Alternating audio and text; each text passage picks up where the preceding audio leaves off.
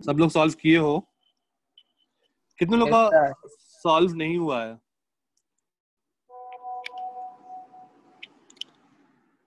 कितने लोग का सॉल्व नहीं हुआ है? ओके, श्रुति नहीं हुआ है, ठीक है। श्रुति अनम्यूट करना, क्या हुआ?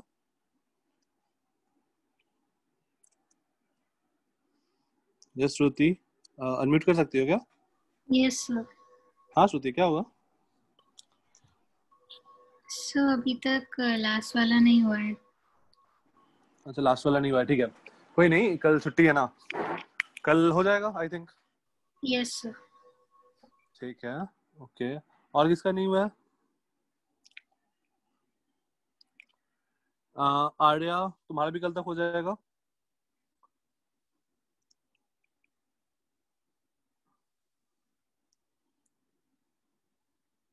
ओके आर्या, तुम्हारा भी हो जाएगा। और किसका नहीं हुआ है? ओके, ओके प्रथम सर, मैंने पिछले वाला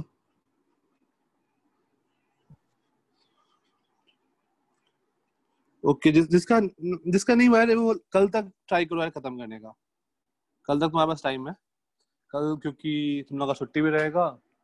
और आज जो हम लोग पढ़ेंगे वो काफी सिंपल सा है, मतलब तुम लोग जो पढ़ चुके हो ना बेसिकली वही चीज पढ़ेंगे। वो तुम्हारे पास टाइम भी रहेगा, लेकिन तुमको एक और, तुमको लेक्चर 3 भी हो जाएगा होमवर्क के लिए साथ साथ। देखो, मोस्ट इम्पोर्टेंट इससे पता है क्या है? Prathamesh, lecture 1 IC tweet, lecture 2 IC tweet. जो सबसे इम्पोर्टेंट क्या है ना, जब आईआईटी क्रैक करने के लिए यार बैकलॉग नहीं चाहिए। मतलब ऐसा नहीं कि कहीं कुछ और चल रहा है और तुम लोग कुछ और सॉल्व कर रहे हो, वो काम मत करना कभी भी 2 साल में। मतलब जो होमवर्क मिला उस टाइम ही खत्म कर लो, तो बेस्ट है वो। नहीं तो वो बैकलॉग बिल्डअप होते जाता है। हाँ दिग्विजय, नॉन इंडी में कितने लोग हैं, मतलब इंडी में कितने लोग हैं? सर मैं हूँ हर्ष।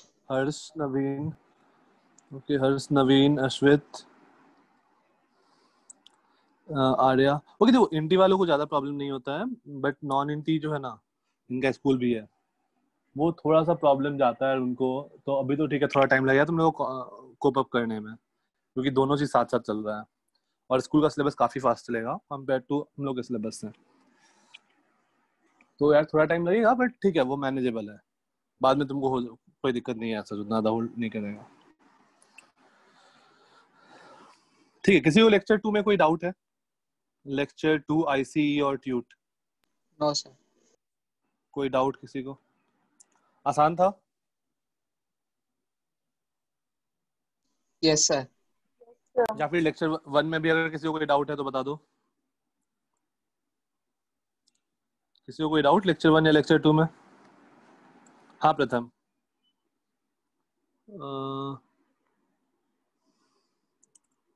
क्वेश्चन 5 आईसी लेक्चर 1 नहीं कर, IC lecture 1 question 5, okay. IC lecture 1 question number 5। हाँ देखो, क्वेश्चन 5 में क्या बोला है? लेक्चर 1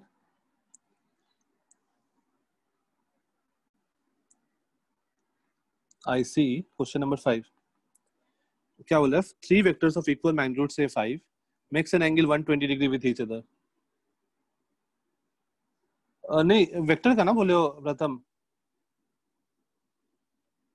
प्रथम और प्रथमेश, प्रथमेश सॉरी, प्रथमेश, वेक्टर का बोले हो ना लेक्चर क्वेश्चन 5 आईसी लेक्चर 1।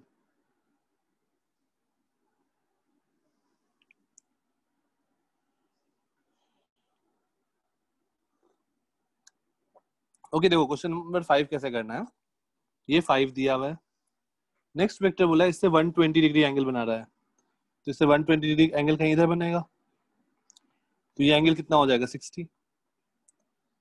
फिर इससे 120 डिग्री एंगल बना रहा है, तो ये एंगल क्या हो जाएगा? ये एंगल 120 है, तो ये एंगल क्या हो जाएगा? 60। और देखो ये एक इक्विलेटरल ट्रायंगल बन गया, साइड लेंथ 5, तो रिजल्टेंट क्या हो जाएगा? 0। Next doubt is,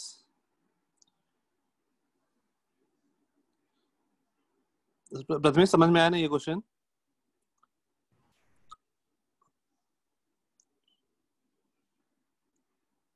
okay sir थोड़ा समझ नहीं आया सर, वो आपने किस तरीके से अलाइन किया है इन्हें? हाँ ठीक है, देखो तुम क्वेश्चन में ऐसा लिखा था कि 3 वेक्टर है और तीनों 120 डिग्री पे इंक्लाइंड है, ठीक है। तो मैंने पहला वेक्टर बनाया, तीनों का मैग्नीट्यूड 5 दिया हुआ है, मैंने पहला बनाया। अब इससे 120 डिग्री, देखो 120 डिग्री अगर ये एंगल है तो ये एंगल कितना हो जाएगा, 60 हो जाएगा ना। Yes sir.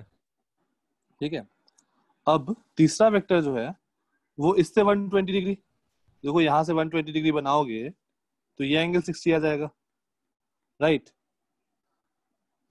यस तो डेफिनेटली ये भी एंगल अपना 60 डिग्री होगा क्योंकि तीनों का सम 180 होना है और अपना राइट एंगल ट्रायंगल बन रहा है, सॉरी इक्विलेटरल ट्रायंगल बन रहा है। तो अगर ट्रायंगल बन गया तो रिजल्टेंट तो जीरो पर हो सर गया ना। अगर हम इन्हें ट्रायंगल में अरेंज ना करके अगर हम वैसे हाँ रखें जैसे आपने ये रेड वाला किया है, रेड वाले के साथ में फिर ये नीचे एक येलो और ये बीच में से जो आपने डैश हाँ, डैश वाली लाइन बनाई है। तुम ऐसे भी कर सकते हो जैसे मैंने राइट में फिगर बनाया ना, एक ये बनाया 5 का, एक ये बनाया 5 का, एक ये बनाया 5 का, देखो तीनों के बीच में एंगल 120 120 रख दिया, ऐसे भी बना सकते हैं, ठीक है। चलो इस क्वेश्चन को मैं अभी तुमको कंपोनेंट्स बताता हूँ, उसके बाद मैं इस क्वेश्चन को तुमको इस तरीके से बताता हूँ कंपोनेंट्स में ब्रेक करके, वो भी बहुत आसान हो जाएगा, कंपोनेंट्स वाला ज्यादा आसान हो जाएगा, मैं इसका डिफरेंट तरीका बताता हूँ। Question 1 ICE 2 Pranav, question 1 ICE 2, ICE 2 कहाँ है, लेक्चर 1,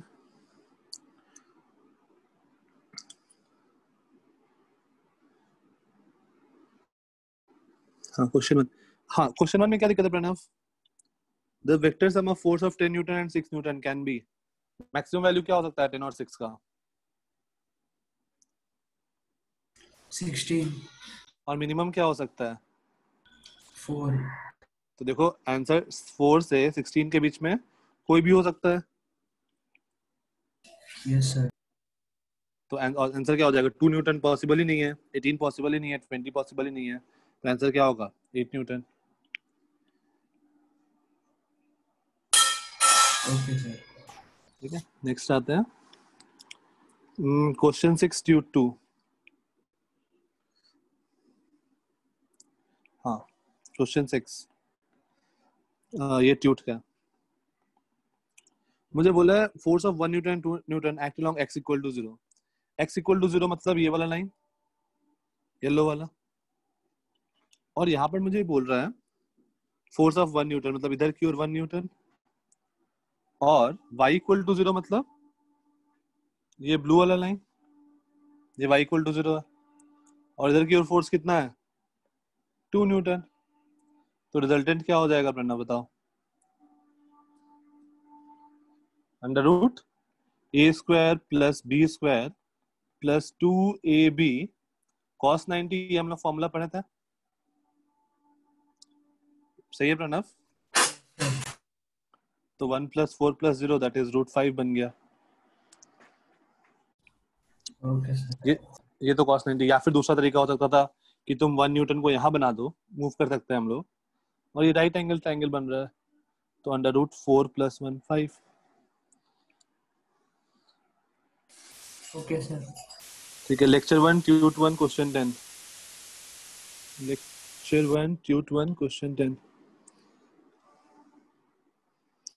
शायद क्वेश्चन 10 मैंने डिस्कस किया था क्लास में,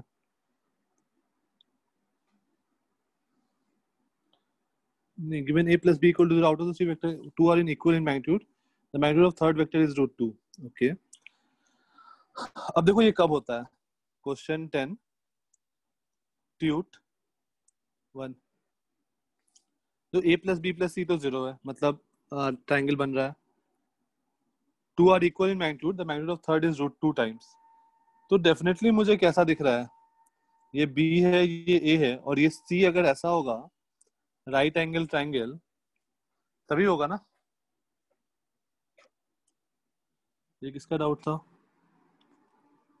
हाँ दिग्विजय, ये तभी होगा ना जब a और b इक्वल है, तो c का डेफिनेटली मॉड √2 टाइम्स होगा।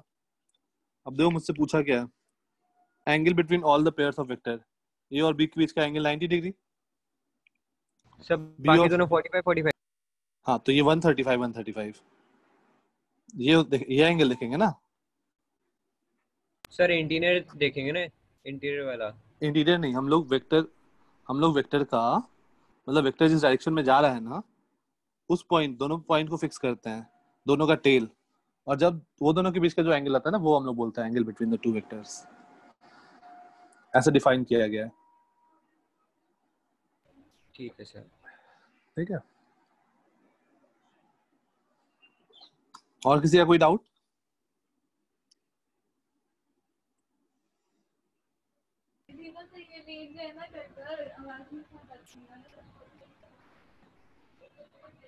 ठीक है, नेक्स्ट हेडिंग देखो।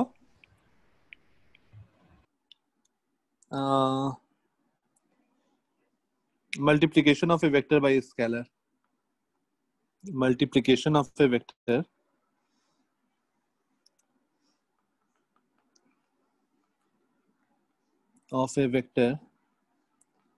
by a scalar। कोई फर्क नहीं पड़ेगा, डायरेक्शन को कोई फर्क नहीं पड़ेगा, बस मैग्नीट्यूड जो हो जाएगा वो उतने टाइम्स हो जाएगा। Let's say we have a vector A vector, मान लो ए वेक्टर ये है, तो k times of A vector जो होगा वो कुछ नहीं होगा, डायरेक्शन सेम रहेगा, बस मैग्नीट्यूड क्या होगा, direction will remain same, direction will remain same and magnitude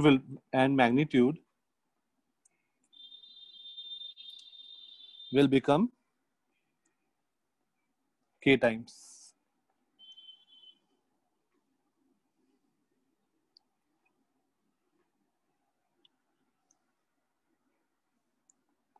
when we multiply a vector by a positive number,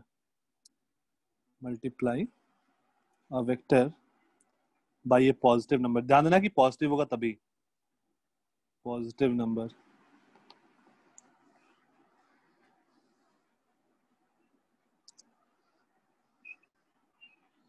और अगर हम लोग नेगेटिव नंबर से मल्टीप्लाई करेंगे तो क्या होगा, डायरेक्शन अपोजिट हो जाए, डायरेक्शन अपोजिट हो जाएगा, मैग्नीट्यूड k टाइम्स तो होगा ही होगा, डायरेक्शन विल बी अपोजिट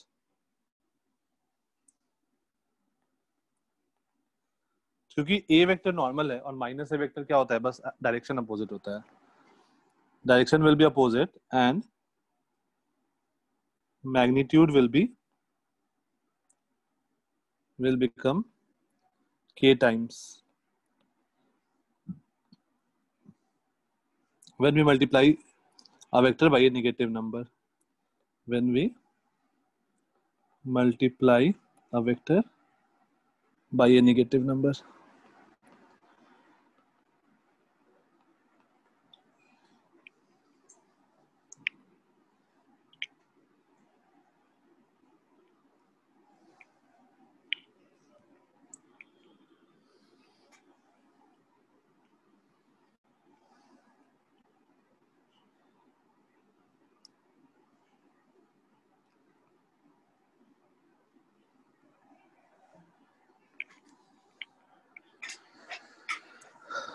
कल छुट्टी है तो हम लोग ज्यादा कर सकते हैं क्या, लेक्चर 3 4 दोनों कर सकते हैं क्या आज, यार स्लोली चले, टाइम लग रहा है। अच्छा सॉरी। ठीक है, लेक्चर 3 4 दोनों ट्राई करते हैं, देखते हैं।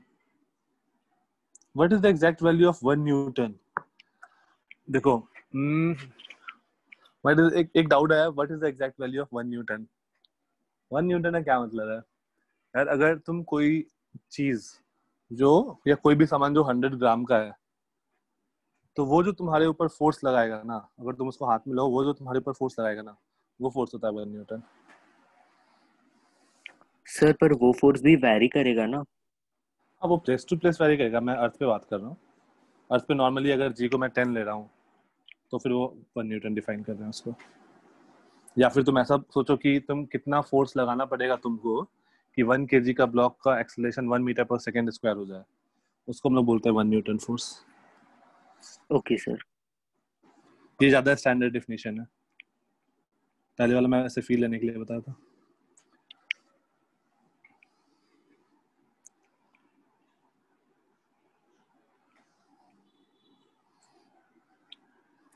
Okay done. Yes sir. Yes sir. ठीक है, तो जैसे मान लो अपने पास ये ए वेक्टर है, ये ए वेक्टर है, तो 3 टाइम्स ऑफ ए वेक्टर कैसा होगा? हम लोग से लिख सकते हैं ए vector plus A vector plus A vector.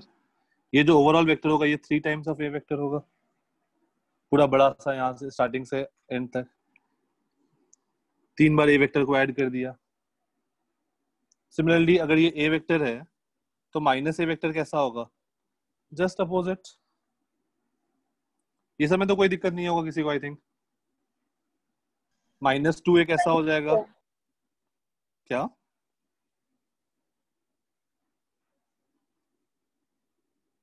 Sir are क्या है? आर? आर कहाँ है? सर पिछले स्लाइड में। ये कोई कांस्टेंट है कि मतलब तुम 3 हो सकता है, 5 हो सकता है, 9 हो सकता है, -8 हो सकता है, कुछ भी हो सकता है। Okay sir.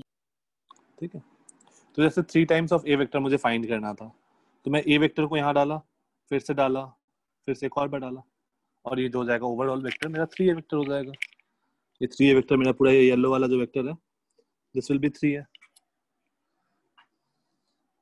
सिमिलरली माइनस ए होगा जस्ट अपोजिट डायरेक्शन में, माइनस ट्वाइस ऑफ ए जो होगा लेंथ भी डबल हो जाएगा, मतलब मैग्नीट्यूड भी डबल हो जाएगा और डायरेक्शन भी अपोजिट हो जाएगा। सही है, कोई दिक्कत?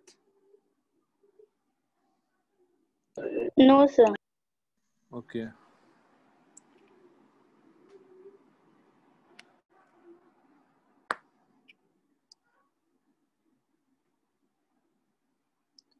नेक्स्ट हेडिंग दो सब्ट्रैक्शन ऑफ वेक्टर। हम लोग एडिशन देखे थे, रिजल्टेंट का फॉर्मूला है सब, राइट? तो नेक्स्ट देखते हैं सब्ट्रैक्शन ऑफ वेक्टर।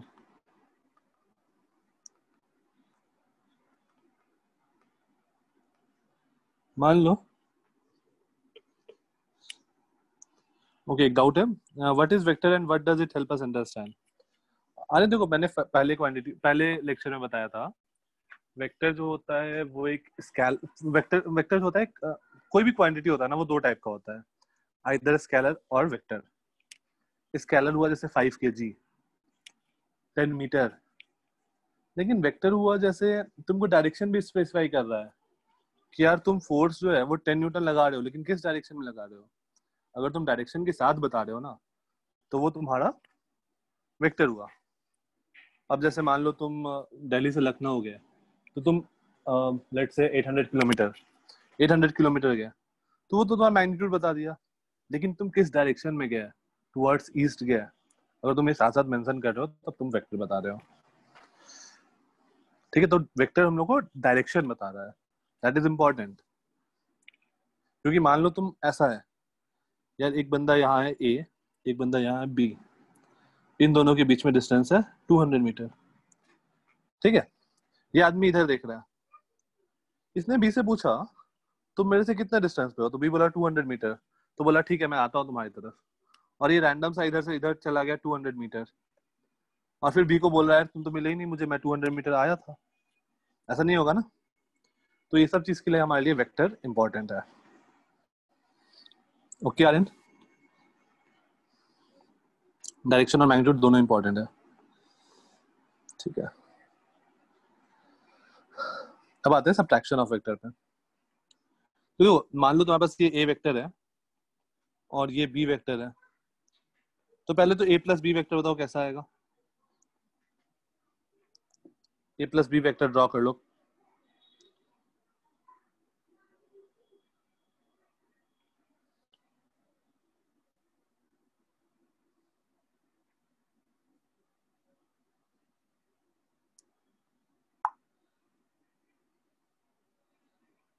सर ए का टेल बी के हेड से जॉइंट हो जाएगा।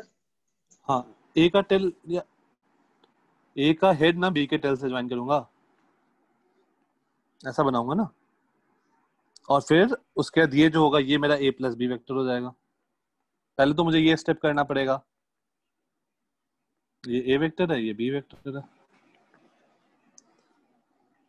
राइट। इसमें किसी को कोई दिक्कत है? No sir. No sir. अब सोचो ए माइनस बी वेक्टर कैसा होगा, A minus B vector. Sir opposite side में चला जाएगा क्या? अपोजिट साइड में मतलब कैसे प्रोसीड करें बताओ। सबसे सर पहले मैं ए ए वेक्टर बनाया, ए प्लस माइनस बी। हाँ ठीक है, तो इसको मैं लिख दिया ए प्लस माइनस बी। अब क्या करूं? बी का डायरेक्शन उल्टा करके। ठीक है, तो ये हो गया मेरा माइनस बी वेक्टर। अब क्या करें? सर अब ज्वाइन कर देंगे दोनों को। अब बी के टेल को ए के हेड पे रखेंगे, ये हो गया मेरा माइनस बी, और ये हो जाएगा मेरा ए माइनस बी वेक्टर, राइट।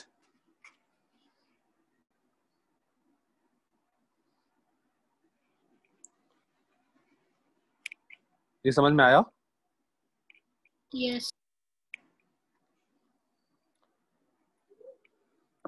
ठीक है, तो सबसे पहले हम लोग क्या करेंगे, माइनस बी फाइंड करेंगे और फिर नॉर्मली ए प्लस माइनस बी के जैसा ऐड कर देंगे।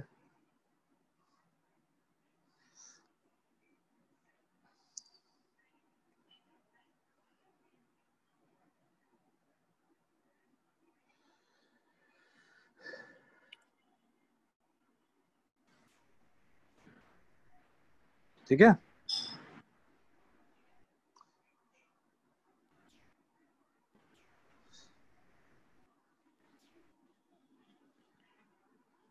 ओके आगे चलते हैं।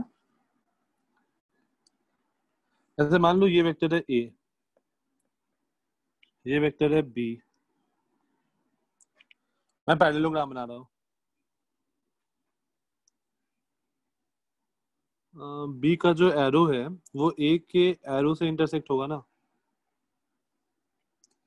बी का जो एरो है, नहीं बी का जो टेल है वो मुझे ए के हेड पे रखना पड़ेगा ना, ए प्लस बी फाइंड करने के लिए। इसको मैं ऐसा लिख दिया ना, ए प्लस माइनस ऑफ बी। तो इसको तुम ट्रीट करो, इसको एक सिंगल क्वांटिटी जैसा ट्रीट करो। तो हम लोग दूसरे वाले का टेल पहले वाले के हेड पे रखते थे, राइट प्रथमेश?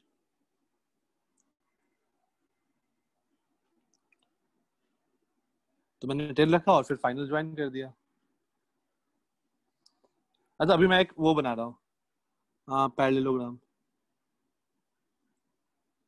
तो बताओ ये अगर ए वेक्टर है और ये बी वेक्टर है, तो ये ग्रीन वाला कौन सा वेक्टर होगा? ये एक पैरेललोग्राम है, ए vector. A vector. Sir minus हाँ, ए। हाँ माइनस ए वेक्टर, माइनस ए होगा ना, देखो डायरेक्शन अपोजिट है एरो, तो ये क्या होगा, माइनस ए वेक्टर। क्वेश्चन था कि अगर पी क्यू ए वेक्टर है, ये एक पैरेललोग्राम है, ठीक है, पी क्यू आर एस। अगर पी क्यू ए वेक्टर है, क्यू आर बी वेक्टर है, तो आर एस कौन सा वेक्टर होगा? एस पी कौन सा वेक्टर होगा? Minus B. Minus B vector. ये कौन सा वेक्टर होगा? P R. A plus B. ये वाला हो जाएगा ए प्लस बी, और ये वाला कौन सा वेक्टर आएगा? Minus A into A plus B. Minus bracket में A plus B. B minus A. B minus A. Okay, हमारे पास एक आंसर है minus of A plus B, A का आंसर आया है बी माइनस ए, और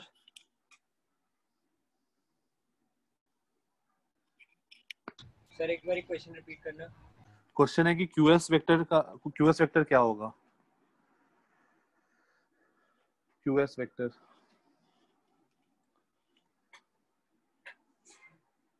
सर वेक्टर जीरो है। वेक्टर जीरो नहीं, वेक्टर जीरो नहीं है।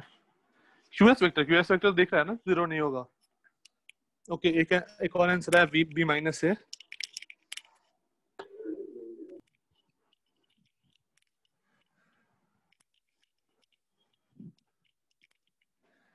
May be A plus B यार, ए प्लस बी तो पॉसिबल ही नहीं है, ए प्लस बी कैसे होगा?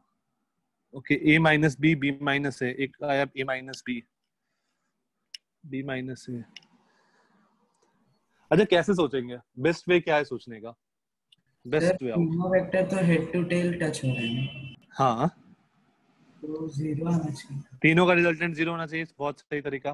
तो इसको मान लो सी वेक्टर है, तो हम लोग बोल सकते हैं A plus C plus minus B 0 होना चाहिए, क्योंकि रिजल्टेंट 0 हो रहा है। देखो यहाँ से सी क्या आ जाएगा, बी वेक्टर माइनस ए वेक्टर, तो ये जो होगा ये होगा बी माइनस से।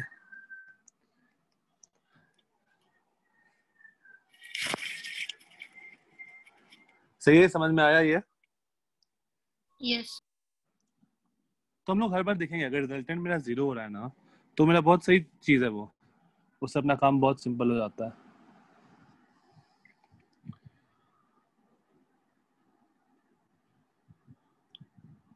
प्रथमेश वो डिपेंड करेगा यार, पॉजिटिव में ऑब्ट्यूज एंगल करता है, ए माइनस बी में एक्यूट, वो डिपेंड करेगा ना कि ए और बी के बीच में पहले कितना एंगल है, तो मैं ऑब्ट्यूज और एक्यूट का बात करूंगा, हमेशा वैसा नहीं होगा।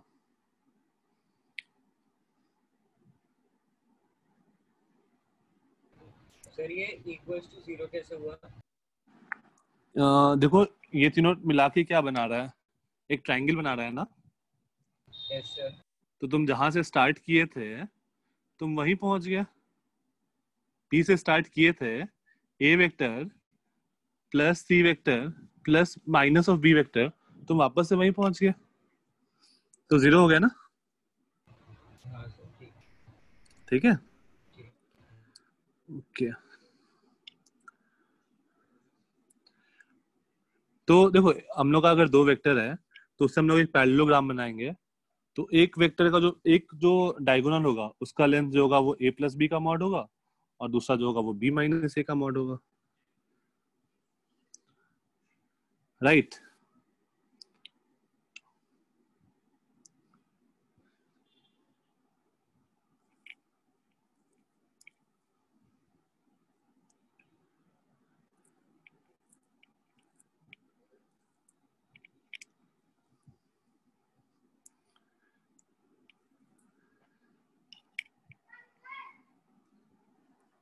ओके तो हमें पता चल गया ए प्लस बी वेक्टर, ए माइनस बी, जो भी वेक्टर है वो सारे हम लोग अब रिप्रेजेंट कर लेंगे, कोई दिक्कत नहीं है।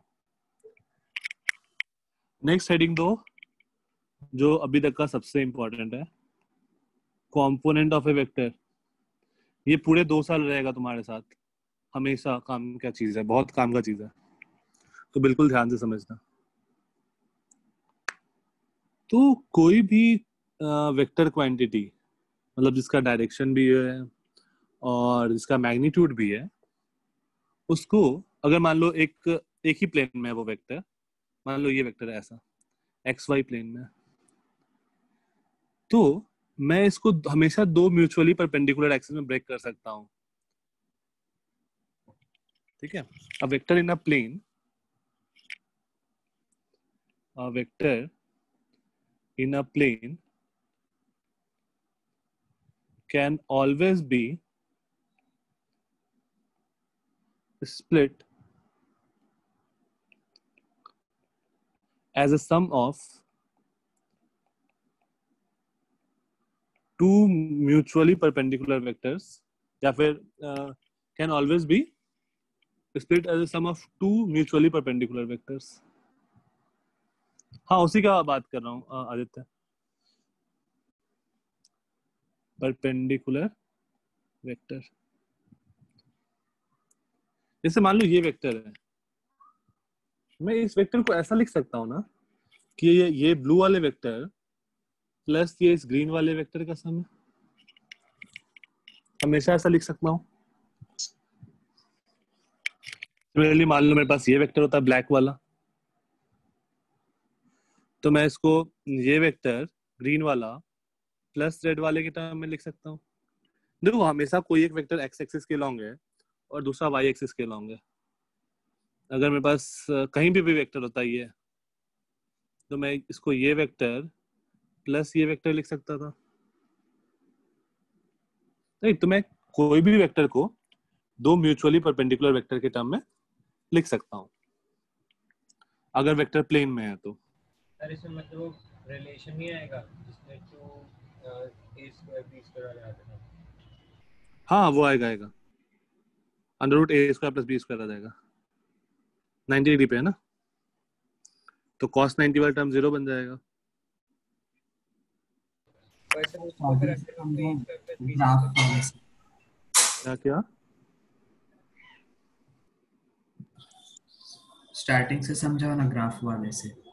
हाँ ठीक है, ये देखो मैं क्या बोल रहा हूँ कि कोई भी तुम्हारे पास वेक्टर हो किसी भी डायरेक्शन में, अगर मैं प्लेन में एक वेक्टर बोल रहा हूँ, लेट्स से एक वेक्टर ऐसा है, तो मैं इसको दो म्यूचुअली परपेंडिकुलर एक्सिस में ब्रेक कर सकता हूँ। तो दो एक्स और एक्सिस और Y axis mutually perpendicular axis है। तो देखो मैं इसको ये वेक्टर, ये जो लेट्स से ये ए वेक्टर है, इसको मैं ये ब्लू वाला वेक्टर प्लस ये येलो वाला वेक्टर लिख सकता हूँ क्या, ग्रीन वाले वेक्टर को? Yes sir. और इस येलो वाले वेक्टर को मैं यहाँ पे भी ड्रॉ कर सकता हूँ क्योंकि डायरेक्शन नहीं चेंज किया, मैग्नीट्यूड नहीं चेंज किया। तो देखो इस जो अपना ग्रीन वाला वेक्टर था उसको मैं लिख सकता हूँ ये ब्लू वाला वेक्टर प्लस येलो वाला वेक्टर।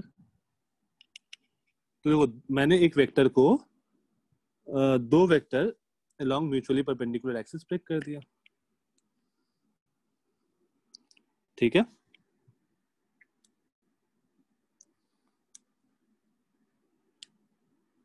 Yes sir. सिमिलरली देखो तुम कोई भी वेक्टर लो, कहीं पे भी लो, मान लो यहाँ वेक्टर है, तो मैं उस वेक्टर को यहाँ बना सकता हूँ। उसको मैं ऐसा लिख सकता हूँ कि ये वेक्टर प्लस ये वेक्टर है, राइट? Yes sir. तो और मैं ग्रीन वेक्टर को ऐसा बना सकता हूँ यहाँ पे, तो मैं इस रेड वेक्टर को क्या डिफाइन कर सकता हूँ, येलो प्लस ग्रीन वाला। सर ठीक है, कोई दिक्कत नहीं। No sir. ओके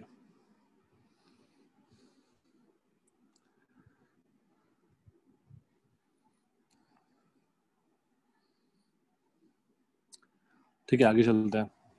अब देखते हैं कि ये जो मतलब अभी यहाँ पे कंपोनेंट्स जो है ना, कंपोनेंट्स ऑफ ए वेक्टर या फिर रिजॉल्विंग ए वेक्टर, हम लोग इसी चीज को रिजॉल्विंग ए वेक्टर भी बोलते हैं। रिजॉल्विंग या फिर रिजोल्यूशन ऑफ ए वेक्टर, सब इसी को बोलते हैं। तो देखते हैं क्या करना क्या होता है बेसिकली इसमें। जैसे मान लो हमारे पास एक ये वेक्टर है, इसका मैग्नीट्यूड है 5। मैंने इसको ये वेक्टर और ये ग्रीन वाले वेक्टर में ब्रेक किया।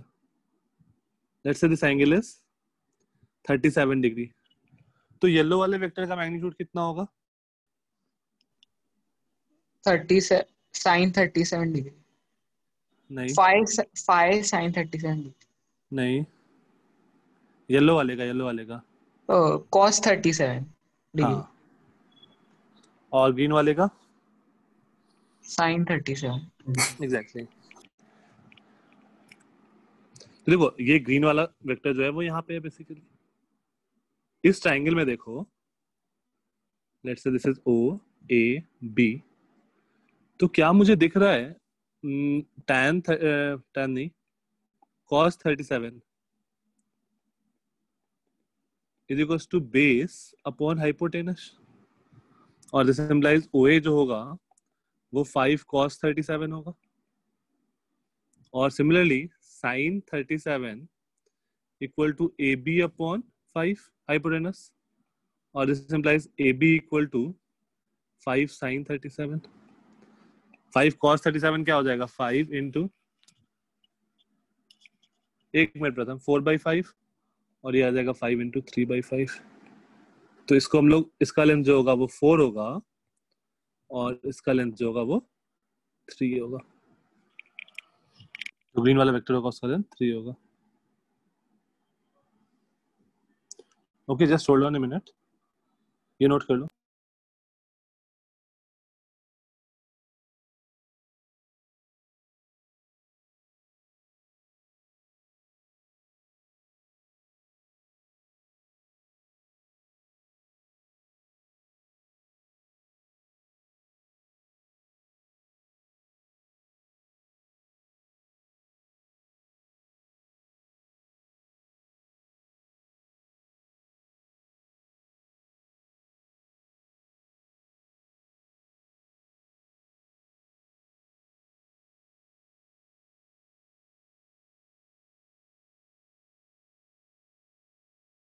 हाँ ये समझ में आया। हम लोग इसका शॉर्टकट देखे थे एक दिन। क्या देखे थे शॉर्टकट? मेरी आवाज आ रही है ना? Yes sir. यस हाँ शॉर्टकट हम लोग क्या देखे थे ये 4 और 3 फाइंड करने का? along the theta is, याद करो, along the theta is cos theta and away from theta sine. sin theta। तो देखो ये along the theta हमने मूव किया तो ये आ गया 5 cos 37, और ये away from theta मूव किया तो ये क्या आ गया 5 sin 37।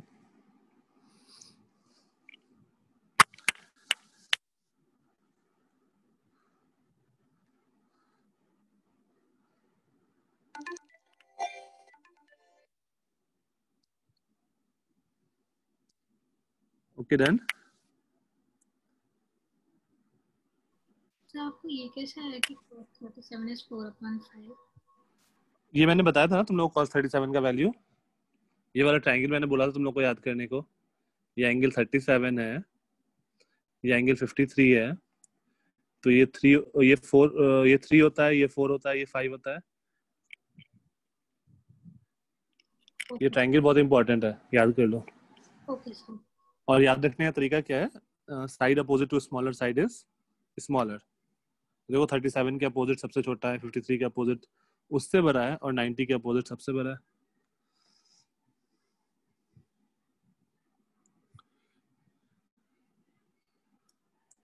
Okay done. तो एक मिनट। हाँ हाँ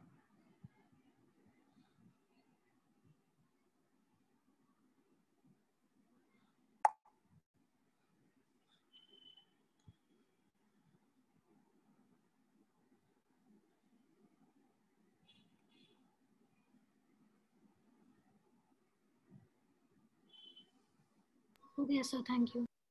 हो गया, ठीक है। इस वाले वेक्टर को ब्रेक करो। मान लो ये वेक्टर है, ये है 37 डिग्री, इसका मैग्नीट्यूड है 10, इसका कंपोनेंट्स क्या होगा, एक्स के लॉन्ग क्या होगा, वाई के लॉन्ग क्या होगा। और एक ये वेक्टर है, ये एंगल है 30 डिग्री और इसका मैग्नीट्यूड है 5। तो ए को ब्रेक करना है एक्स और वाई में, और बी वेक्टर को भी ब्रेक करना है एक्स और वाई में।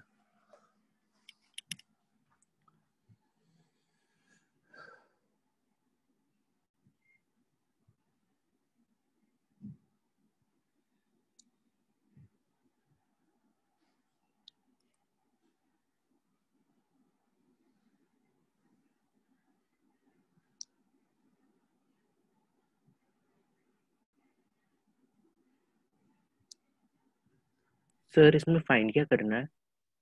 फाइन मतलब इसको कंपोनेंट में ब्रेक करना है। मतलब इसका ए वेक्टर का एक्स वाले में अगर तुम ब्रेक करो इसको इधर और इधर, तो दोनों का मैग्नीट्यूड कितना होगा। सिमिलरली बी वाले को ब्रेक करो इधर और इधर, तो दोनों का मैग्नीट्यूड कितना होगा। ये सारे फाइंड करना है। Okay sir.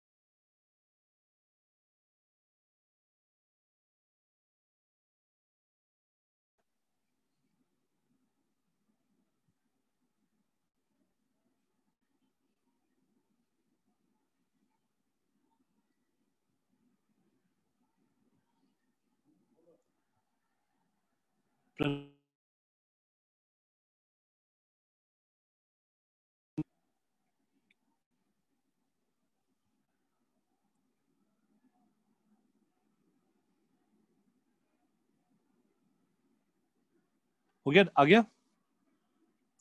ये वाला कितना आया, ये ग्रीन tan root 3 5√3 नहीं, 5/2 10 10 भी नहीं, 5/2 5/2 भी नहीं, 5√3 by 2 5√3 by 2 ना. देखो हाँ along the yes theta sir, is 5 cos 30, right? And away from theta is 5 sin 30. ये वाला कितना आया ऊपर वाला? 5/2 5/2.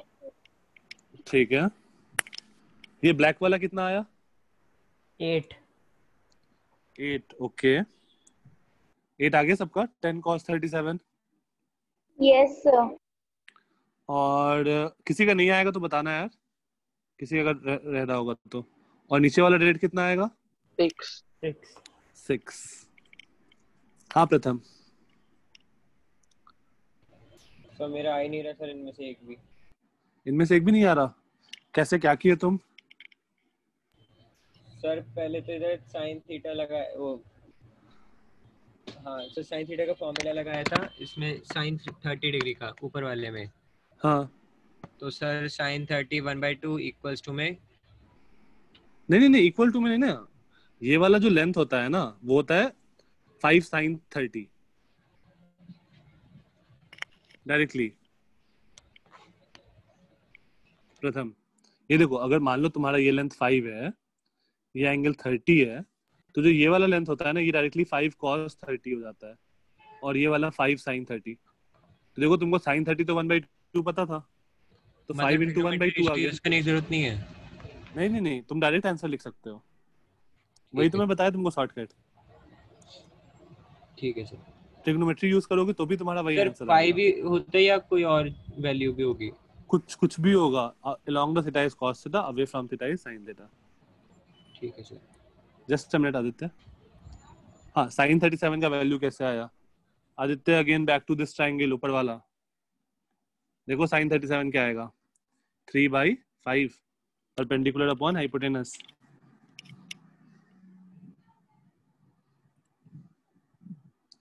ओके आदित्य.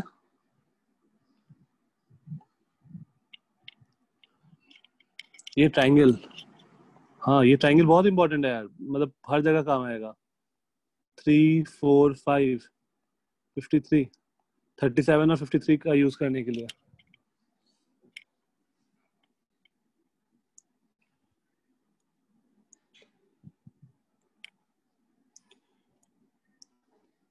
ओके, यहाँ तक समझ में आया? कोई दिक्कत नहीं? No sir. ओके, आगे चलते हैं. ठीक है. अब जैसे हम लोग यहाँ पर क्या किए, 3 एक्सिस में ब्रेक किए, राइट? सॉरी 2 एक्सिस में ब्रेक किए, एक्स और वाई में. लेकिन ऐसा भी तो हो सकता है कि 3 एक्सिस, मतलब हाँ प्रथमेश, कि ऐसे वेक्टर जो है वो एक्स एक्सिस और वाई एक्सिस के प्लेन में नहीं है, थोड़ा इंक्लाइंड है उससे, तो हम लोग का सर, जेड एंगल में. हाँ सर वो 8 और 6 कैसे आया? ये वाला देखो क्या होगा, 10 cos 37 होगा, ये समझ में आ रहा है? हाँ सर. तो cos 37 का वैल्यू क्या आएगा? 4/5. तो ये 8 आ गया देखो. और ये वाला क्या होगा? 10 sin 37, तो 10 into 3/5 that is 6. अच्छा भाई, मैं उल्टा कर रहा था. सर इसका मतलब जो कोफिशिएंट लगेगा साइन और कॉस थीटा का, वो ये वेक्टर का वो होगा मैग्नीट्यूड. हाँ, उस वेक्टर का मैग्नीट्यूड होगा. फाइन. Yes sir. ठीक है. अब हो सकता है ना कि वेक्टर जो है मेरा z एक्सिस से भी कुछ एंगल बना रहा हो. डाउट्स? प्रथम sin 30 क्या होता है?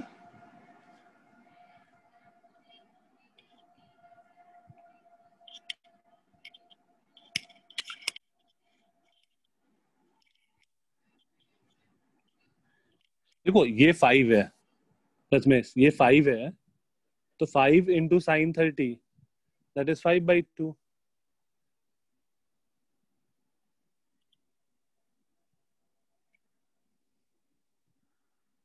Okay fine.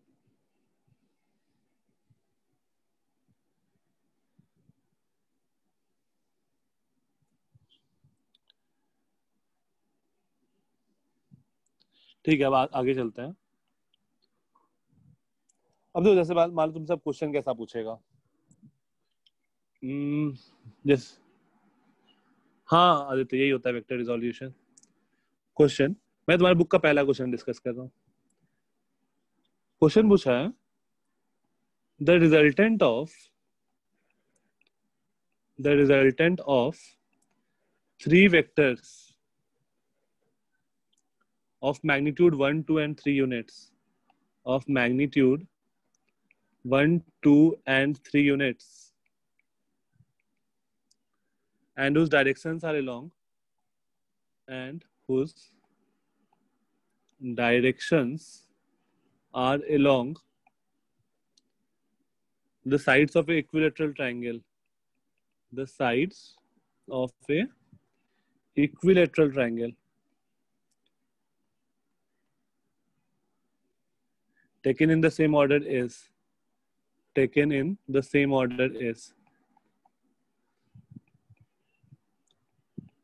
ये क्या होगा, इसको मतलब कैसे प्रोसीड कर देंगे?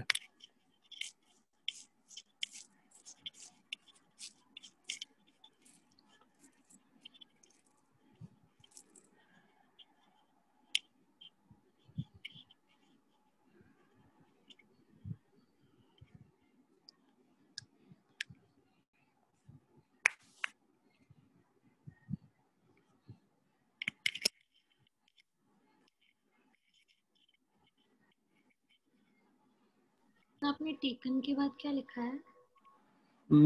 The resultant of 3 vectors of magnitude 1, 2 and 3 units and whose directions are along the sides of a equilateral triangle taken in the same order okay sir. is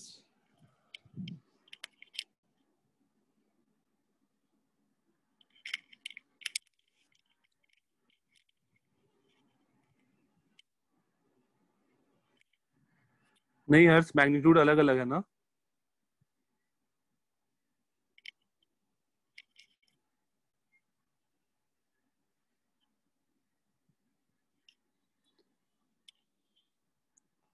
मतलब ये क्वेश्चन बिल्कुल बेसिक से सोचो।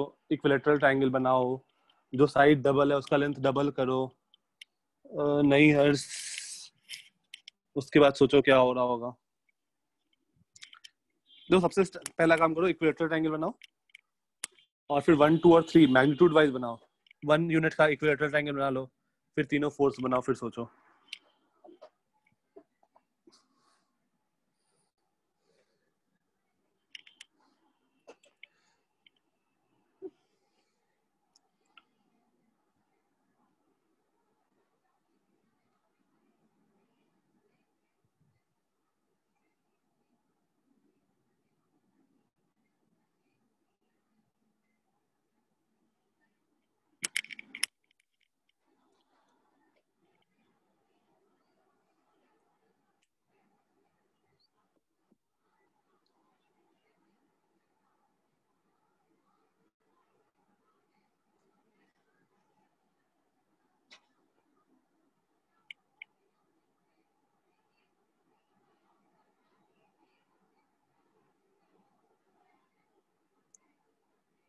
सर, हाँ, taken in the same order मतलब कि जैसे मान लो, मैं तुमको डायग्राम बना ही देता हूँ। देखो ऐसा कैसा है डायग्राम। सबसे पहले एक इक्विलेटरल ट्रायंगल बनाओ। लेट्स से मैं 1 यूनिट का बना रहा हूँ। तो जो पहला वेक्टर है वो ऐसा है, जो दूसरा वेक्टर है वो ऐसा है और 2 यूनिट्स का है, ठीक है। और जो तीसरा वेक्टर है वो ऐसा है और 3 यूनिट्स का है। नहीं, कॉस्ट ऑफ 3 नहीं आएगा। एक minute, 3 √1 + 4, just a minute, 1 + 4 plus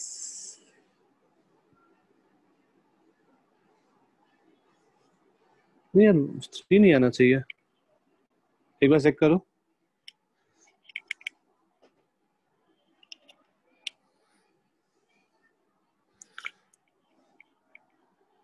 मतलब फर्स्ट टाइम ये क्वेश्चन डिफिकल्ट है, बट सोच सकते हैं।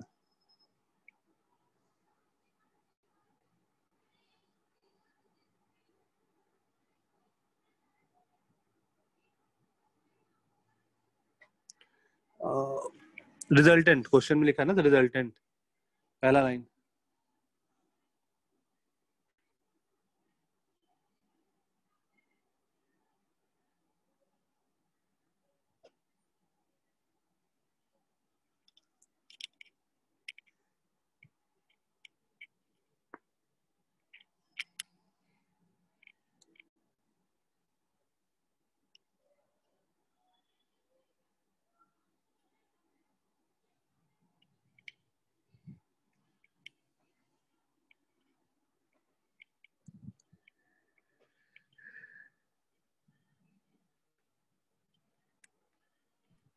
अच्छा ये देखो, इस ये वाला जो वेक्टर है ना जो 3 यूनिट्स का है, उसको इसमें तोड़ दो, ये दोनों येलो वाले में।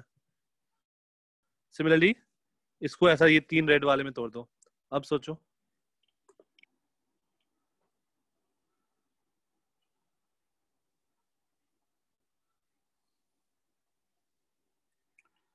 अब सोचो, बहुत आसान हो गया।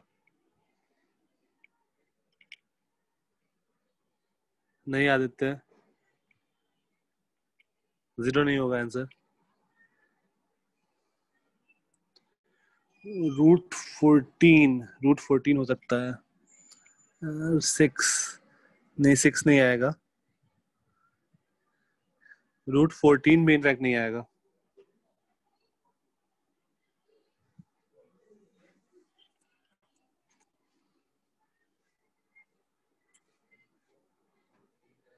थ्री भी नहीं आएगा। 3 से छोटा आएगा ना डेफिनेटली। नहीं चलो, डेफिनेटली नहीं, 3 से छोटा आएगा।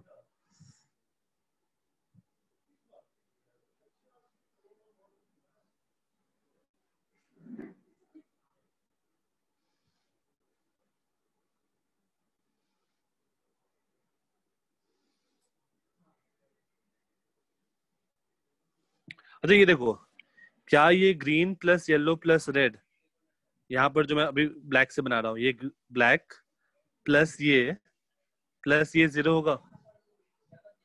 Yes sir. तो इन तीनों का तो मुझे कोई मतलब नहीं है, इन तीनों का तो ऐसे भी रिजल्टेंट 0 हो गया। अब देखो मेरे पास बचा क्या, एक वो येलो वाला ऊपर और 2 नीचे रेड वाला, राइट? Yes sir. मेरे पास एक ये बचा है और एक ये और ये बचा है, ठीक है? इसका मैग्नीट्यूड कितना है? 1। और इस जो दोनों रेड है उसका मिला के मैग्नीट्यूड कितना है पूरे का? 2। अच्छा, तो हम लोग एक वेक्टर इधर है 1 और एक वेक्टर है इधर है 2, इन दोनों के बीच का एंगल कितना है? 120। तो 2 वेक्टर है, दोनों का मैग्नीट्यूड पता है, दोनों के बीच का एंगल पता है, रिजल्टेंट निकल जाएगा।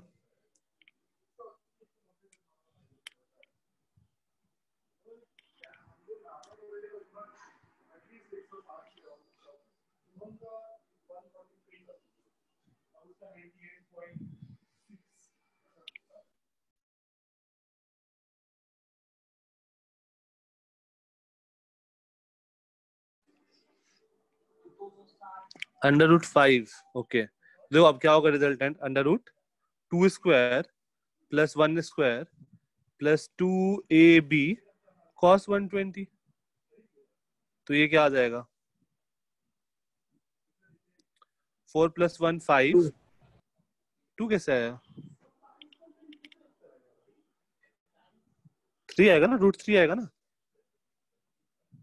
हाँ सर, वो 1 में प्लस नहीं करेगा। देखो ये, हाँ ये आया 4a² plus b² plus 2ab cos 120। cos 120 मुझे पता है, cos 120 मुझे पता है ना, -½ होता है।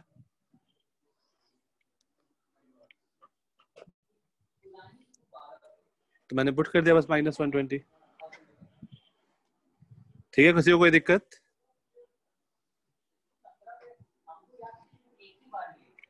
No sir. समझ में आया? ये आसान था, बस स्टेप बाय स्टेप सोचना था और कुछ भी नहीं था। ठीक है, नेक्स्ट देखते हैं। तुम्हारे बुक में डायरेक्टली वैसा क्वेश्चन नहीं दिया हुआ है कि तुमको वेक्टर दे दिया और उसको ब्रेक करने के लिए बोला।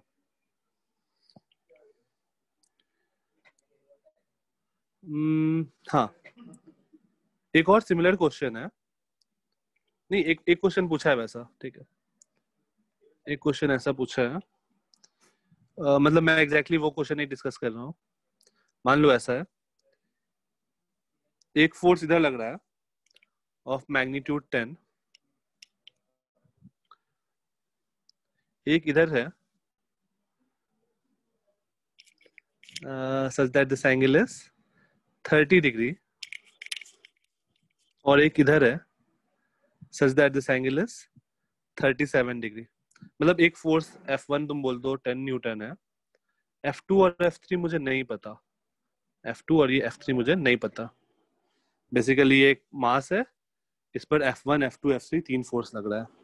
F1 10 न्यूटन, मुझे डायरेक्शन भी पता है, मैग्नीट्यूड भी पता है। F2, F3 का डायरेक्शन पता है, मैग्नीट्यूड नहीं पता है। क्वेश्चन ऐसा है, if the body stays in equilibrium,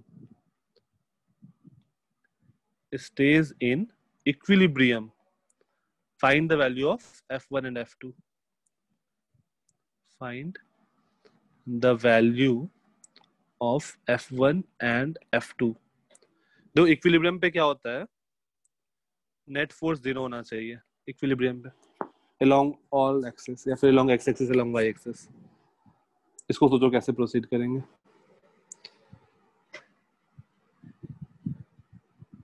हाँ, F1 की 10 दिया हुआ है, F2 F3 पता नहीं, sorry, find the value of F2 and F3।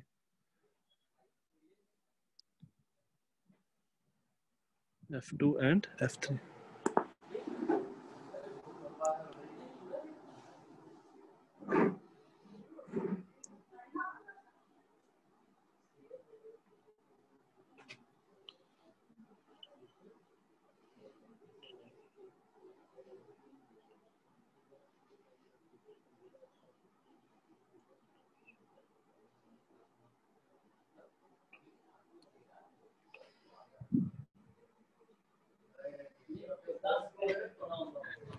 Bracket में लिखा है कि अगर इक्विलिब्रियम होता है ना, जब कोई भी चीज इक्विलिब्रियम में होता है तो F नेट 0 होता है।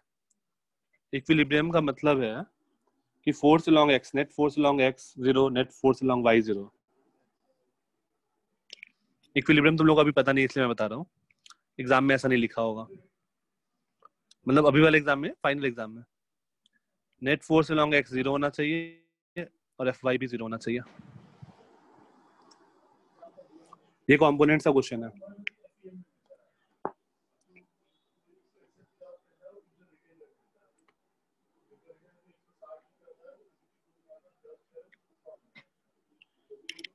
ओके, इसको सोचो कैसे प्रोसीड करें।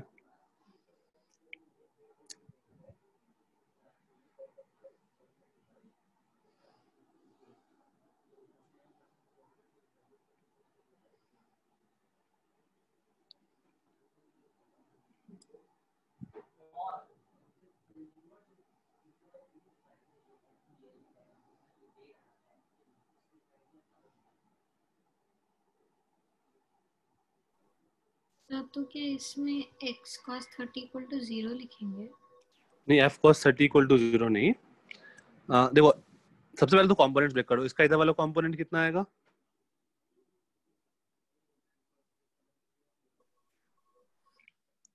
F2 x sin 30, F2 sin 30,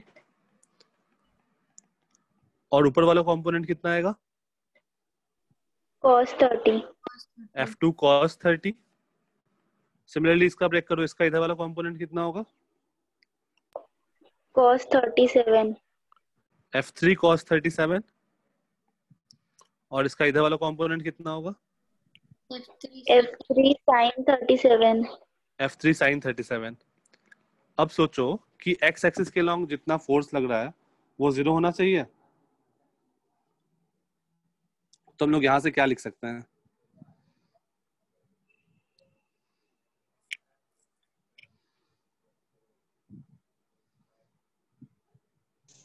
sir F2 sin 30 और F3 cos 37 इक्वल है?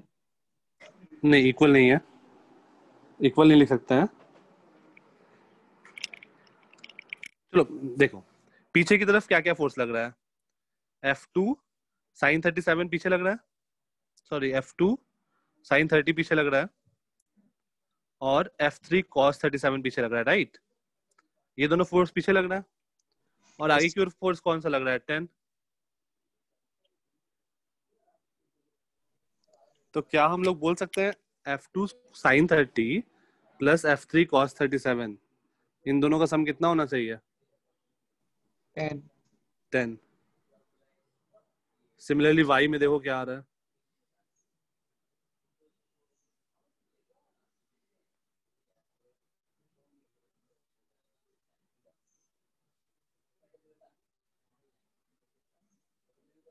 सर मुझे नहीं समझ रहा।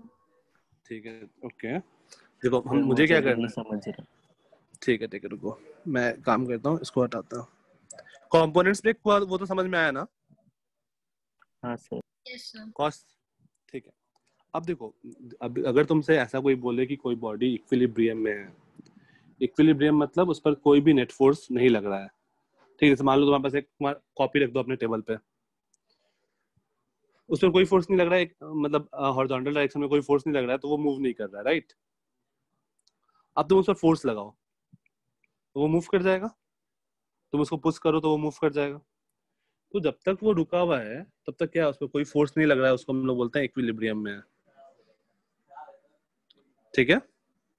Okay sir.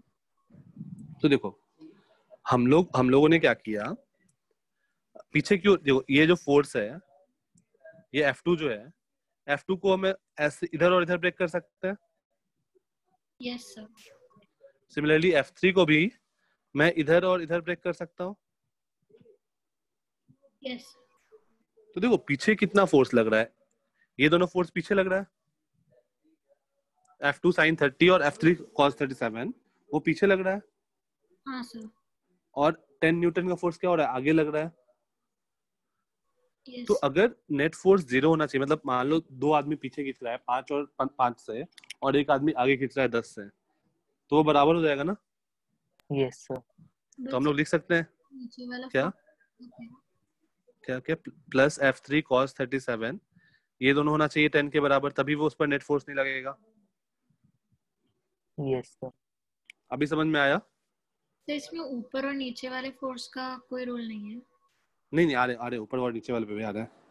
देखो अपना यहाँ से एक इक्वेशन बना, अब ऊपर नीचे देखो, अब अगर ये पार्टिकल ठीक है इस डायरेक्शन में नेट फोर्स 0 हो गया ब्लैक वाले में, लेकिन इधर भी तो 0 होना चाहिए। तो ऊपर जो फोर्स लग रहा है वो लग रहा है F2 cos 30 और नीचे लग रहा है F3 sin 37, ये दोनों भी क्या होना चाहिए, इक्वल होना चाहिए। अभी फील आ रहा है? हाँ ना? हाँ सर। तो Yes, हम लोग एक इक्वेशन नहीं लिख सकते हैं, F2 cos 30 जितना ऊपर की ओर फोर्स लग रहा है उतना ही नीचे फोर्स लगना चाहिए F3 sin 37, हाँ ना? Yes sir. बस अब इन दोनों इक्वेशन को सॉल्व कर दो। ओके, अब इन दोनों इक्वेशन को सॉल्व करो, देखो F1 और F2 क्या आ रहा है। दो इक्वेशन है, दो वेरिएबल है F2 और F3। सर हाँ मुझे समझ में नहीं आ रहा है कि कॉस आपने बोला towards the theta is cos 30, sorry cos हाँ थीटा। cos थीटा, सर तो ठीक है। वो वाला कैसे लेंगे समझ में नहीं आ रहा है, मतलब तो एक्स एक्सिस ऊपर जाएगी या फिर नीचे रहेगी, और वाई एक्सिस लेफ्ट नहीं साइड में रहेगी या right में? मैंने लास्ट क्लास में बताया था कि एक्स एक्सिस और वाई एक्सिस नहीं देखते हैं हम लोग, टुवर्ड्स द थीटा और अवे फ्रॉम थीटा देखते हैं। जैसे मान लो ये है, ये अगर थीटा है, ठीक है, तो ये cos थीटा आएगा, ये sin थीटा आएगा, अवे फ्रॉम थीटा गया, ठीक है। ओके। लेकिन अगर थीटा इधर है तो ये cos थीटा आएगा और ये sin थीटा आएगा। ओ अब समझा। ठीक है, हाँ सर। अब देखो, अब तुमको दिख रहा होगा सब कुछ। Yes sir. ओके, अभी ये क्वेश्चन समझ में आया है या नहीं आया है? आया सर। आया? yes, sir. ठीक है, तो इसको सॉल्व करो, देखो F2 और F3 निकालो क्या आ रहा है। किसी को नहीं समझ में आया तो फिर से मैं बताता हूँ।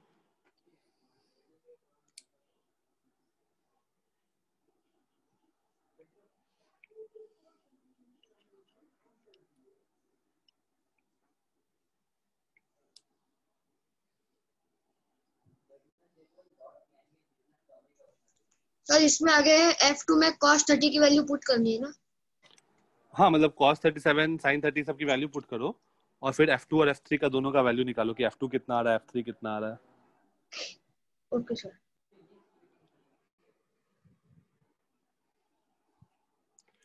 F2 20/7√3 okay. पता नहीं यार मैं रैंडम डेटा दिया हूँ, एक बार निकाल लो सब लोग फिर मैच करते हैं।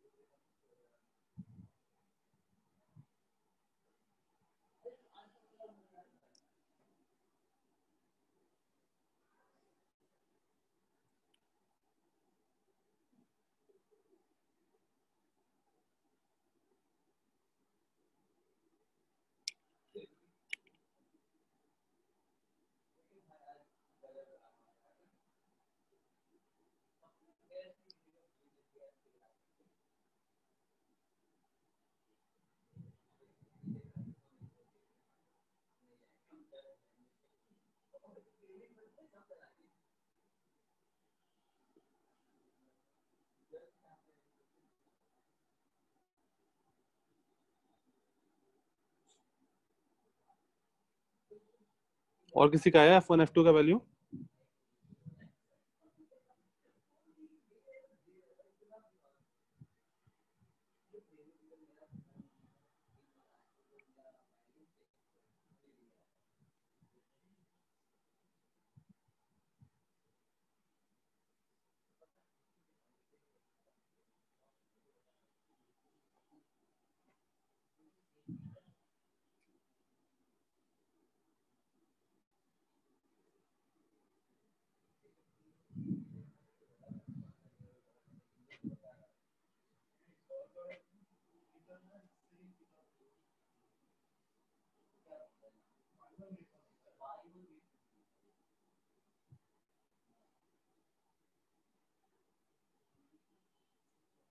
ठीक है देखते हैं, ज्यादा टाइम नहीं होगा।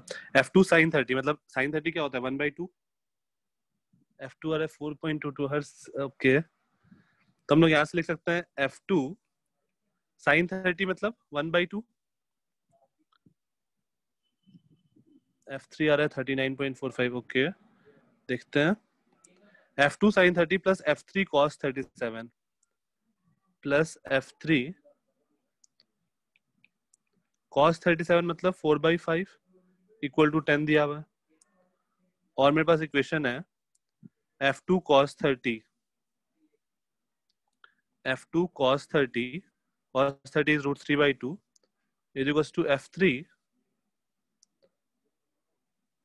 sin 37 sin 37 मतलब 3/5। तो यहाँ से हम लोग क्या लिख सकते हैं, this implies F2 is equals to 2 3 just 6/5√3 times of F3। F2 को मैं ये लिख सकता हूँ, पहले वाले इक्वेशन में पुट कर दो तो यहाँ से आ जाएगा F2/2 मतलब 3/5√3 times of F3 plus 4/5 times of F3 is equals to 10 और दिस इम्प्लाइज F3 आ गया मेरे पास 10/3/5√3 प्लस 4/5। हम लोग यहाँ पर भी छोड़ सकते हैं या फिर एक स्टेप आगे चले जाओ 10 × 5√3 अपॉन 3 प्लस 4√3 यहाँ पे छोड़ सकते हैं। इसके आगे सॉल्व करने का कोई मतलब नहीं है यार, मतलब डेसिमल तक निकालने का कोई जरूरत नहीं है, बस हम लोग यहाँ छोड़ देंगे।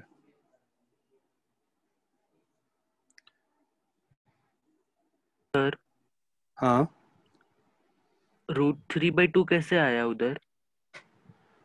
cos 30 क्या होता है यहाँ पर? √3/2। हाँ तो वही पुट के देखो F2 cos 30 था मेरे पास नीचे वाला expression, F2 cos 30 equals to F3 sin 37 तो F2 cos 30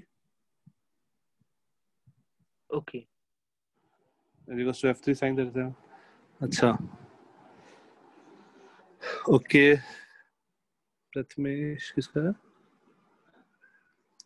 ओके प्रथमेश, अब देखो अब f3 मिल गया तो हम लोग बोल सकते हैं ये आ गया मेरा f3, तो f2 जो आएगा वो क्या आएगा? f2 is 6/5√3 into f3, 10 into 5√3 upon 3 + 4√3. तो ये 5√3 कैंसिल आउट हो गया, ये आ गया 60/3 + 4√3, ये आ गया f2.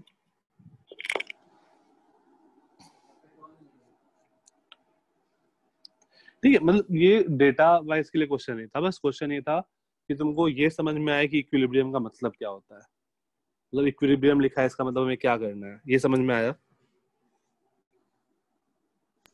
Yes sir. इक्विलिब्रियम मतलब क्या करना है मुझे? Net force along x0 along y0, या फिर ओवरऑल फोर्स तो बोल दो 0 है.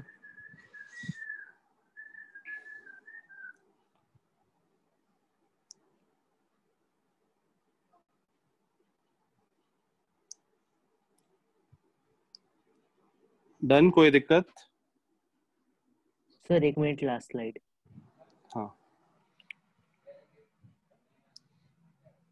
तुम लोग को नोट्स चाहिए क्या क्लास का? मतलब जो लास्ट क्लास हुआ या हाँ उससे पहले सर। वाला क्लास, या फिर डेली क्लास के बाद मैं तुमको नोट्स भेज दूं, या तुम्हारे नोट्स सफिशिएंट है? डेली क्लास के बाद नोट्स भेज दूं? Yes sir. ठीक है, चलो मैं आज से तुम लोग को डेली भेज देता हूँ. मैं वेक्टर वाले तो सारे भेज देता हूँ, कैलकुलस वाले नोट्स यार बहुत खोजना पड़ेगा मुझे, कैलकुलस वाले नहीं होंगे, वेक्टर वाले मैं सारे भेज देता हूँ तुमको.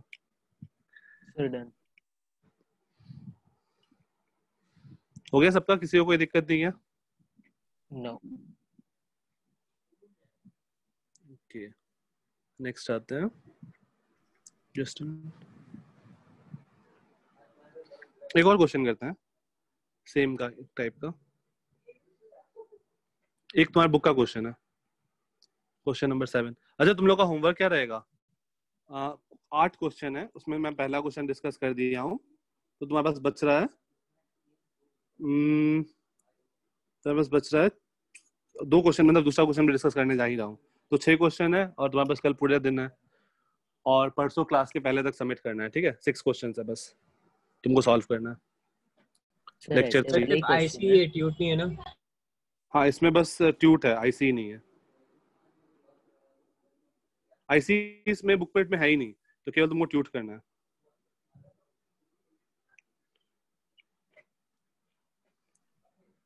The resultant of two vector, दो डायग्राम पे भी तुम्हारा इंपॉर्टेंट है, डायग्राम पहले खुद से ट्राई करना. प्रथमेश मैं बताता हूँ फिर से लास्ट में, lecture 3. The resultant of two vectors u and v is perpendicular perpendicular को हम लोग ऐसे रिप्रेजेंट करेंगे हर बार, to the vector u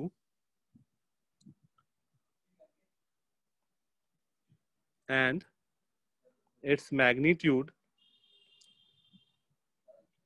is equal to half of magnitude of v, equal to half of magnitude of v.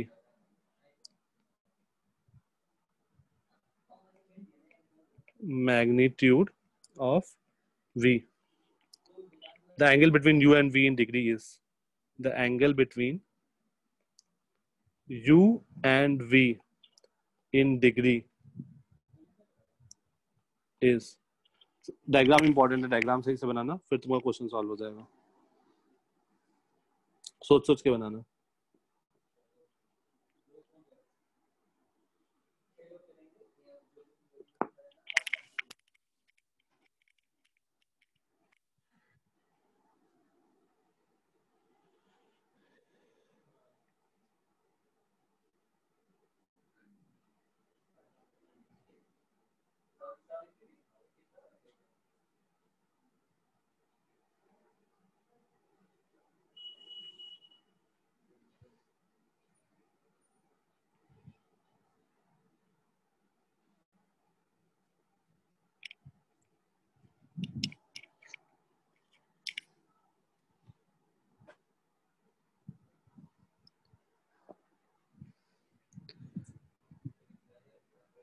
तो मैंने अगर u इधर बनाया तो रिजल्टेंट किधर बनाऊं? पहले ये बता दो, डायग्राम बता दो, फिर हम लोग देखते हैं आगे। आगे तुम लोग ट्राई करना। रिजल्टेंट किधर होगा? Sir y axis. y axis, ठीक है। तो रिजल्टेंट मैं इधर बनाया। अब v वेक्टर को मैं किधर बनाऊं? फर्स्ट क्वाड्रेंट में, सेकंड क्वाड्रेंट में, थर्ड में या फोर्थ में? फर्स्ट। और कोई? सेकंड। क्यों?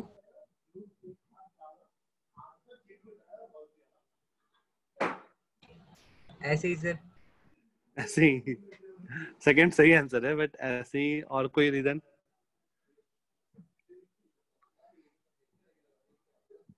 सोचो रिजल्टेंट किधर आता था, ये सोचो। देखो मान लो अगर दो वेक्टर होता है ऐसा, एक ये वेक्टर होता है ए और एक वेक्टर होता है बी, तो देखो रिजल्टेंट हमेशा इन दोनों वेक्टर के बीच में आता है ना, ऐसा होता है रिजल्टेंट, राइट? यस तो अगर तो देखो u और v का रिजल्टेंट है r, राइट? तो u और v के बीच में रहेगा ना r, तो v मैं कहीं इधर ड्रॉ करूंगा, हाँ या ना?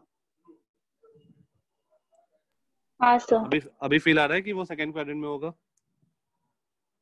थर्ड में भी हो सकता है, कोई दिक्कत नहीं है, लेकिन थर्ड में अगर हम लोग ड्रॉ करेंगे, नहीं थर्ड में नहीं हो सकता है, थर्ड में अगर हम लोग ड्रॉ करेंगे तो रिजल्टेंट कहीं इधर आ सकता है, आ जाएगा, तो थर्ड में नहीं होगा, हम लोग का सेकंड में ही होगा v। अब इससे आगे सोचो हम लोग क्या करें। क्वेश्चन पढ़ो फिर सोचो हम लोग क्या करें।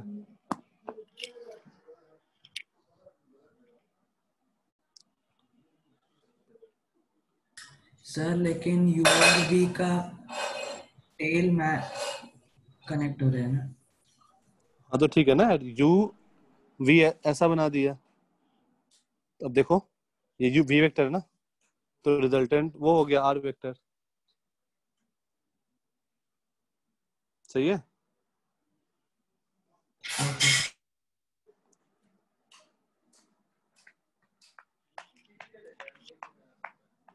अब क्या करें?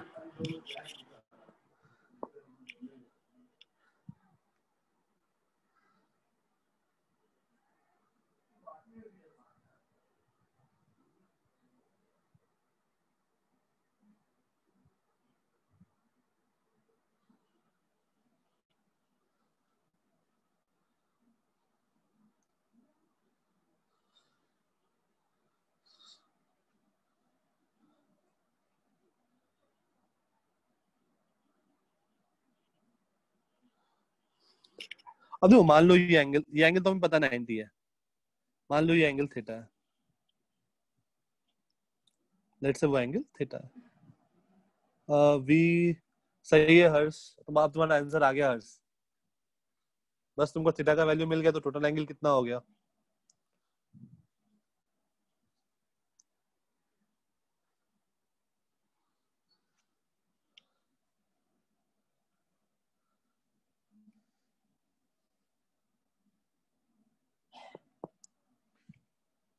अब जो तुमको थीटा फाइंड करना है तो एंगल क्या हो जाएगा? 90 plus theta, angle between U and we.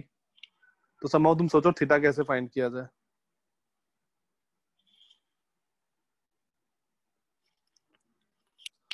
Sir cos theta हुआ ना फिर?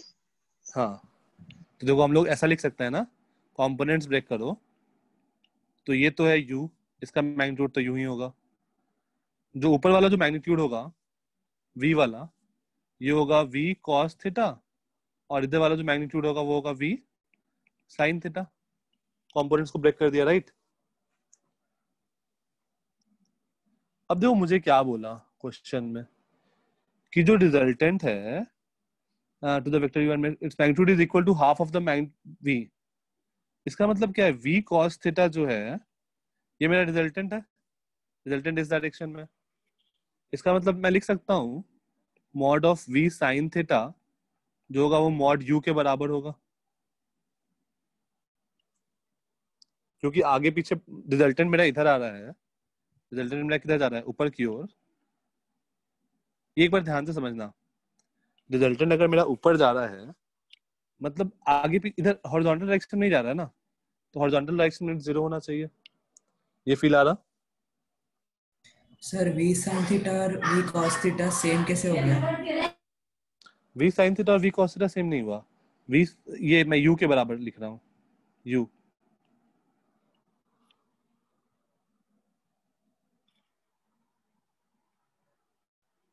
सर तो फिर v cos थीटा u के बराबर है ना? इसका तुम्हें कोई काम भी नहीं है, तुम डायरेक्ट आंसर पे आओ, छोड़ो। तो ये जो तुम्हारा ये v cos थीटा है वो किसके बराबर होगा? r के बराबर। और r जो मुझे दिया हुआ है half of magnitude of v, half r को लिख दो मॉड v/2, ऐसा लिख सकते हैं। ऊपर वाला जो है वो v cos थीटा है, राइट?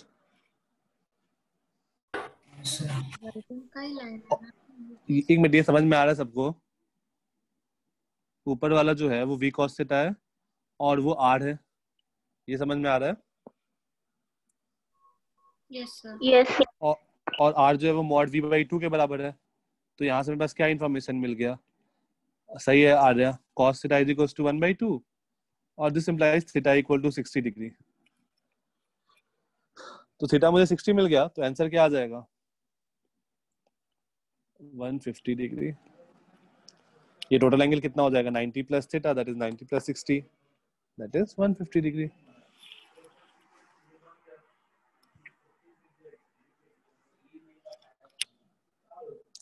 फाइन, ये समझ में आया है? No sir. नहीं आया, ठीक है, चलो देखते हैं फिर से। मैं नेक्स्ट स्लाइड पे दूंगा, फिर से एक्सप्लेन करता हूँ। ये देखो, पहले तो ये बताओ ये समझ में आया कि नहीं? मैं u अपने मन से इधर ले लिया और मैंने r इधर ले लिया, ये समझ में आया था कि नहीं समझ में आया था? Yes sir. इसमें कोई दिक्कत नहीं है। ये समझ में आया था कि नहीं समझ में आया था कि v वेक्टर इधर होगा सेकंड क्वाड्रेंट में? Yes sir. यहाँ ये भी समझ में आया था। अब मुझे ये मुझसे ये एंगल पूछ रहा है, ये पूरा angle between u and v, right? हाँ सर। तो उसका आधा एंगल तो मुझे पता है, ये एंगल 90 डिग्री है।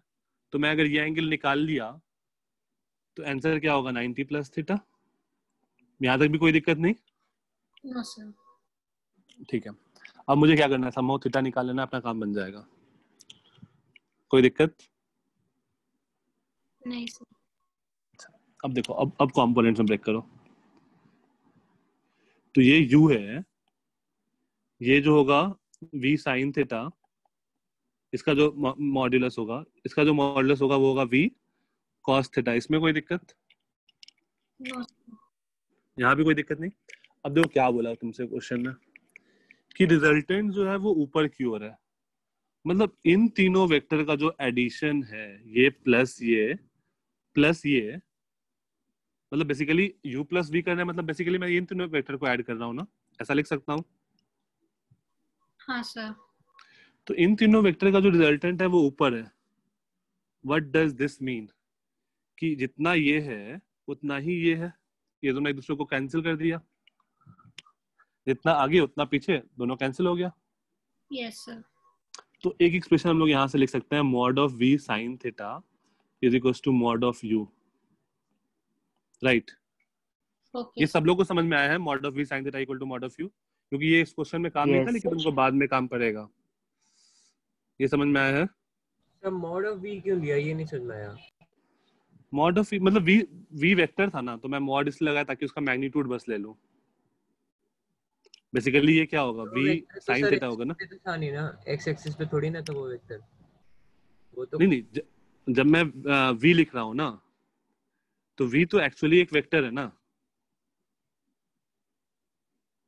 v जो है वो एक्चुअली एक वेक्टर है ना, तो मैं बस मॉड लगा रहा हूँ। जैसे मान लो इसका मैग्नीट्यूड 5 है, तो बस वो 5 लिखने के लिए मैं मॉड v लिख रहा हूँ। वो बेसिकली 5 sin थीटा ही है। ओके सर, ठीक है, ओके, ये समझ में आया? Mod v sin theta is equals to u। Yes sir. Okay, अब नेक्स्ट ऊपर आओ। अब रिजल्टेंट किधर है? ये है। तो रिजल्टेंट किसके बराबर होगा? मॉड v cos थीटा के बराबर होगा। ये भी समझ में आया? Yes sir. अब देखो क्वेश्चन में क्या दिया है कि to the end its magnitude is equal to half of magnitude of v। तो रिजल्टेंट का मैग्नीट्यूड जो है वो half of magnitude of v है, ये दे रखा है। Fine. Yes sir. Yes sir. Okay, तो यहाँ से देखो क्या आया तुम्हारे पास, mod V cos theta is equals to mod V by 2। Mod we cut गया, कॉस थीटा आ गया हाफ। इसका मतलब क्या है, थीटा कितना है 60 डिग्री। अभी समझ में आया? Yes sir. अब टोटल एंगल क्या हो गया 150। Okay sir.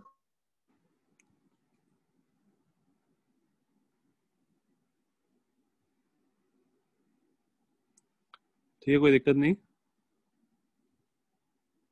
No sir. Okay, आगे आते हैं।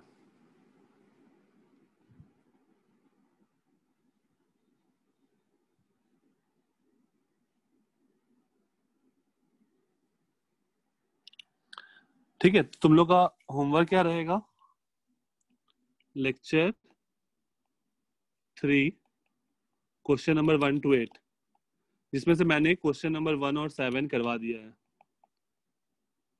तो बाकी सारे क्वेश्चन एक बार ट्राई करना। फिर वेंसडे को अपना सारा डाउट सेशन भी है। Just a minute, July yes sir, है डाउट सेशन। डाउट सेशन है ना, तो ये कंप्लीट कर लो। फिर जितने भी डाउट्स होंगे जहां से भी, वो सारे हम लोग उस दिन पहले करते हैं। फिर उसके बाद फिर क्लास में हम लोग आगे प्रोसीड करेंगे। देखो कल बहुत अच्छा टाइम मिला, बैकलॉग क्लियर कर लेना, लेक्चर 1 2 3 तीनों खत्म कर लेना, फिर हम लोग आगे प्रोसीड करेंगे। Okay okay sir. Okay sir. Okay ठीक है, चलो फिर मैं मिलता हूँ नेक्स्ट टाइम। Bye sir. मैं देखता हूँ स्लाइड्स मिलता है तो मैं तुमको भेज दे रहा हूँ सारे लेक्चर 1 2 3 तीनों के। Okay, bye bye. Thank you sir. Bye bye sir. Sir. Bye bye sir. Bye bye. हाँ प्रथमेश, तुम्हारे पास वो है बुकलेट का क्वेश्चन है, क्वेश्चन नंबर 7।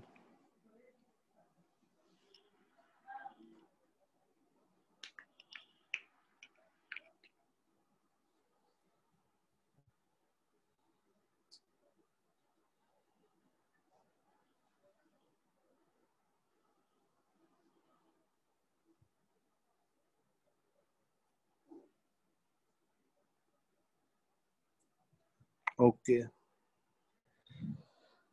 ठीक है, चलो bye. Bye sir. Thank you sir. Welcome, bye.